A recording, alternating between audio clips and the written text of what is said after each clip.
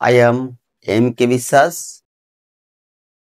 আরেকটি নতুন ক্লাস নিয়ে তোমাদের সামনে উপস্থাপন করছি। আজ কনজাংশন নিয়ে আলোচনা করব। কনজাংশন শব্দের বাংলা অর্থ সংযোজক অব্যয়। অর্থাৎ এই কনজাংশন যে মূল 8টি পার্টস অফ স্পিচ আছে, অর্থাৎ যখন কোনো সেন্টেন্স বা বাক্য লেখা হয়, সেই সেন্টেন্স বা বাক্যে যে যে ওয়ার্ডগুলি ব্যবহার করা হয়, সেই ওয়ার্ডগুলি সর্বমোট 8টি ভাগে করা যায়। সেই 8টি ভাগের মধ্যে একটি ভাগ হলো কনজাংশন, অর্থাৎ সংযোজক অব্যয়। এই একটি শব্দ কখনো কনজাংশন হতে পারে, ওই 8টির মধ্যে কখনো অ্যাডভার্ব হতে পারে, অ্যাডভার্ব ওই পার্টস অফ স্পিচ 8টির একটি অংশ, আবার কখনো প্রিপোজিশন হতে পারে। আচ্ছা, আমরা একটু আলোচনা করার আগে একটু উদাহরণ দিই। উদাহরণটা হচ্ছে, ধরো বিফোর। বিফোর একটি এমন একটি পার্টস অফ স্পিচ যেটি কখনো প্রিপোজিশন হতে পারে, কখনো অ্যাডভার্ব হতে পারে, আবার কখনো কনজাংশন হতে পারে। যেমন আমি একটি সেন্টেন্স যদি বলা হয়, তুমি আমার সামনে বসে আছো, বা তুমি আমার সামনে বসেছিলে, যাই হোক, তাহলে ইউ স্ট্যান্ড বিফোর মি, অর্থাৎ ইউ স্ট্যান্ড বিফোর মি, এই বিফোরটা মির আগে ব্যবহার করা হয়েছে। মি এর আগে ব্যবহার করা হয়েছে। এটি একটি প্রোনাউন। নাউন বা প্রোনাউন বা নাউন জাতীয় শব্দের আগে যখন কোন যে ওয়ার্ড বসে সেন্টেন্স বা বাক্যের অন্য পদগুলির সঙ্গে সম্পর্ক বুঝিয়ে দেয়, তাকে বলা হয় প্রিপজিশন। অর্থাৎ প্রি অর্থাৎ পূর্বে, আর পজিশন মানে অবস্থান। যাই হোক, আজকের আলোচনা প্রিপজিশন নয়। আবার বিফোর যদি কখনো এরকম লিখি, আই ওয়েন্ট বিফোর, আমি আগেই গিয়েছিলাম, এটি একটি অ্যাডভার্ব। কারণ এই ওয়েন্ট হচ্ছে ভার্ব, তাকে এটি মডিফাই করছে।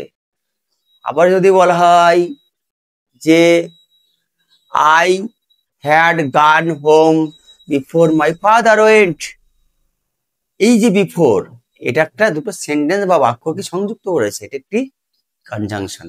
অর্থাৎ কনজাংশন বলতে আমরা বুঝবো যে ওয়ার্ড দুটি ফ্রেজ, দুটি সেন্টেন্স, দুটি ক্লজ বা দুটি ওয়ার্ডকে যুক্ত করে, বা তার বেশিও সেন্টেন্স বা ওয়ার্ড বা ফ্রেজকে যুক্ত করে, তখন তাকে বলা হয় conjunction.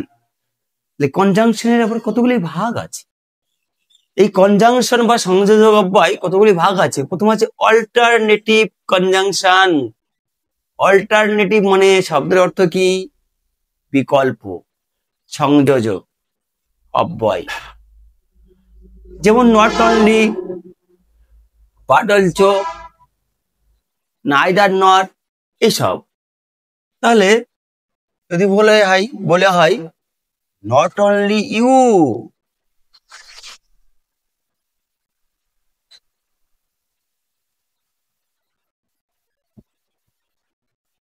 but also I will go home। বলছি নট অনলি ইউ, কেবলমাত্র তুমি নয়, বাট অলসো আমিও, উইল গো হোম, অর্থাৎ বাড়ি যাব। কেবল তুমি নয়, আমিও বাড়ি যাব। এই যে কেবল তুমিও নয়, আমিও বাড়ি যাব, তাই তো? এরকম পরেরটা আসি adversative conjunction. Adversative conjunction, adversative মানে যেটি হচ্ছে বৈপরীত্য বোঝাবে। বৈপরীত্য কি? বৈপরীত্য হলো বিপরীত। যেমন যদি বলা হয় সে দরিদ্র কিন্তু সৎ, he is poor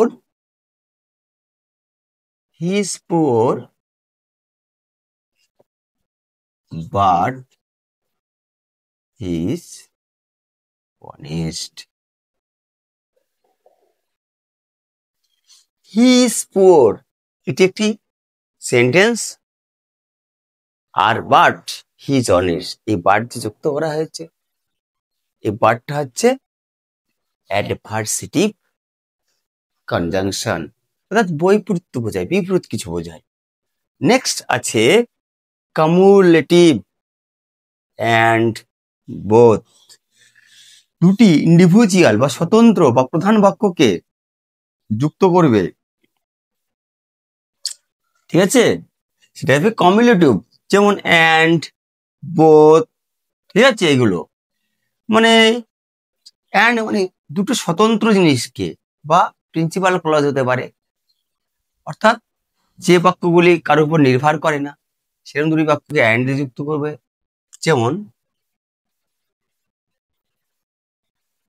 I am going to school. I am going to school. And he is going to college. I am going to school and he is going to college. আমি স্কুলে যাচ্ছি, I am going to school and he is going to college. সে কলেজে যাচ্ছে। Next illative.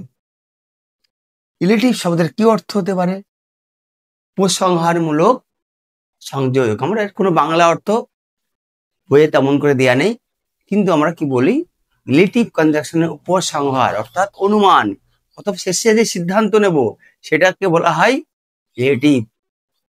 যদি বলা হয় আমি কঠোর পরিশ্রম করেছিলাম, সেই জন্য আমি সাফল্যতা লাভ করেছি। আমি কঠোর পরিশ্রম করেছিলাম, I worked hard.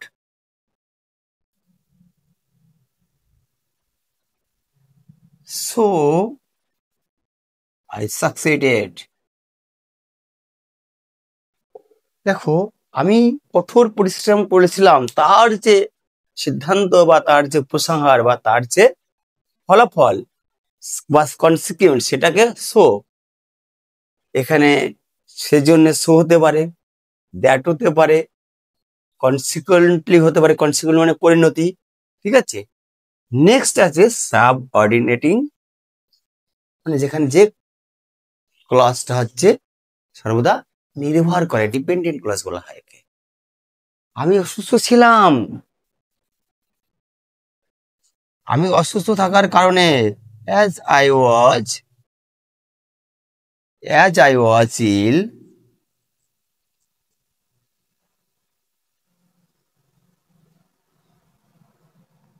I could not attend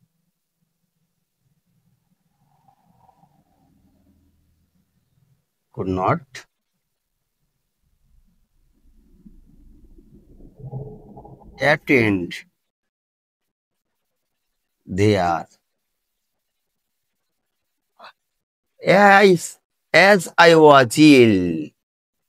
as I was ill. আমি সুস্থ থাকাতে I could not attend there, আমি সেখানে উপস্থিত হতে পারিনি বা সেখানে আমি যোগদান করতে পারিনি।